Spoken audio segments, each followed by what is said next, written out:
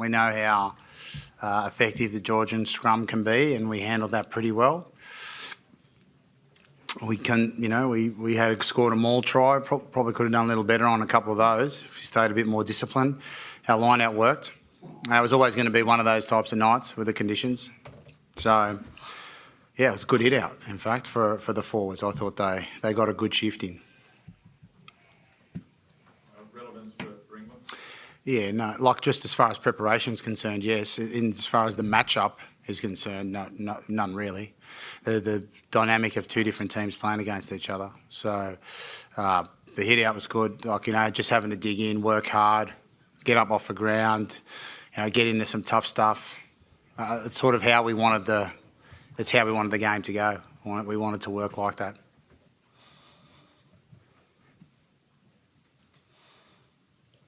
What was your halftime message, Cheik? Because it was the first half that your team completely dominated, but only had a narrow lead at halftime. Was it just sort of keep at it, sort of thing? Yeah, I think. We just wanted to go. I think we wanted to go a bit faster in the non-moments of rugby. So set quicker for scrums, get to line, like just speed all of that up. There was a lot of lost time there, and we want to. We know the Georgians are a good team, and we know that we could try and stretch them with fitness, right? So we wanted to get that advantage in. I thought, our first half was better than our second half, but we scored more points in the second half, which is not really sensical, I suppose. But then that comes a bit with the fatigue of the opposition as well. So there was no major message or directional change. It's stay at it, especially from the forwards. A few things I think we definitely need to work on out the back, but we'll get to that during the week. Next question, in the front.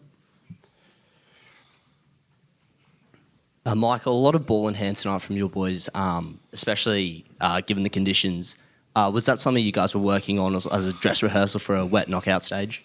Look, it's pretty obvious we're the lowest kickers in international footy, so we like to play with the ball in our hands. We knew the conditions would be tricky, and I thought we did drop a bit too much ball. We carried a bit too much ball in our chest. In the conditions, that's going to happen. You're going to get balls spinning out. So like they were clean drops. So, but I thought our carrying was strong. We didn't have the finishing touch on a lot of stuff. So we definitely need to put that on, and we'll prepare that, and we'll be ready for it. Yeah, to finish the opportunities that'll come our way next weekend.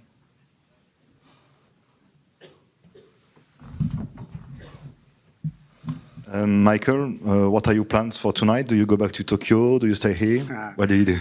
Yeah, we're just working all of that out now. There's we've got a couple of options. We're going to see what the weather's doing now and what the roads are doing now, and we'll head for the hills somewhere. Yeah, not sure where. We'll choose now when we get back into the dressing room and we get some proper reports. I've been told that we've learnt a new word about the weather over here. I've been told I have to get into this press conference by Michael Hooper. He said that the word is capricious, which means it changes all the bloody time, right? So you don't know what's happening at one stage or another. But look, we've got a couple of options, and we'll manage those once we get back and get a read on what's happening with the weather.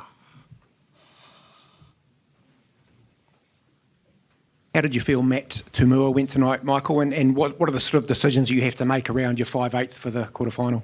Yeah, I thought he was solid, He gave good direction.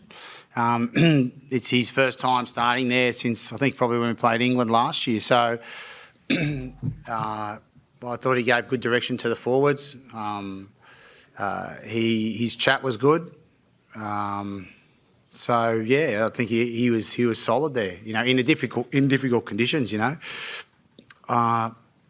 We've got to, like we do every week, I'll sit down with the selectors and we'll go through the pros and cons of each player according to the team we're going to play on that weekend coming, and pick what we think is going to be the best combination of players to do that, and the 5/8 position will be no different.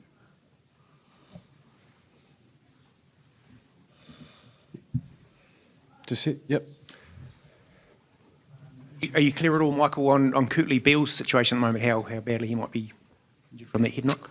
Well, he'll go through the return to play protocol. We've got an 8-day turnaround, so there's plenty of time for him to get through that. Marking all the the milestones along the way, and he's feeling good in the dressing room now, which is good.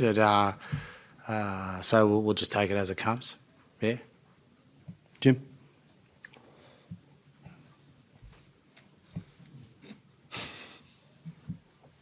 Michael, old foes England lining up. They've got a bit of a record against you, I guess. Where do you think your team's improved since Twickenham last year? The most significant areas that make you confident for this game?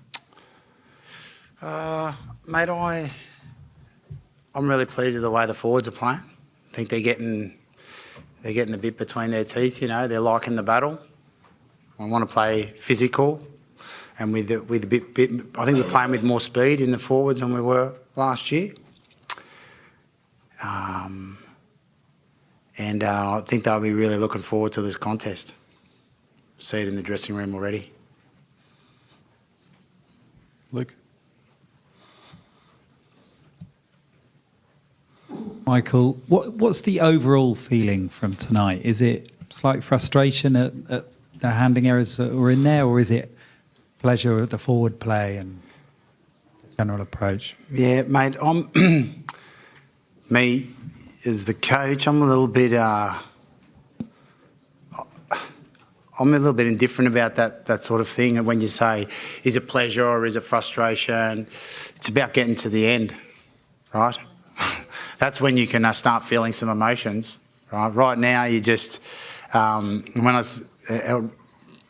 Right now, you're just picking out what you need to do.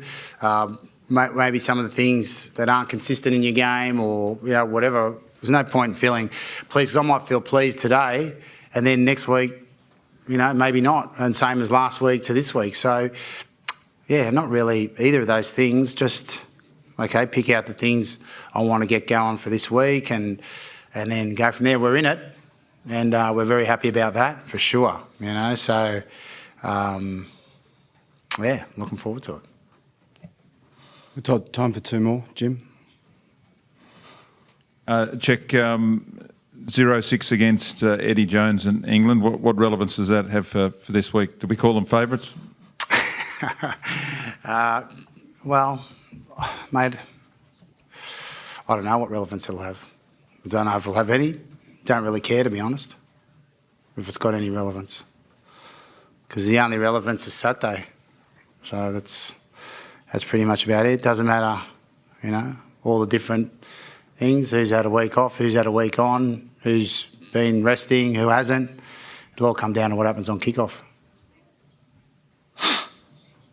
Last question. Just on the week off that England have got, Eddie did seem to think that was an advantage to their guys. Do you think you guys having hit out tonight maybe helps you? Or? Well, I saw that he was saying that would be an advantage, and that the Typhoon gods were smiling on him. So, yeah, I suppose they better win. They've had the best preparation, according to the coach, so they better go out there and win. If that's the best possible preparation, we'll see how we go.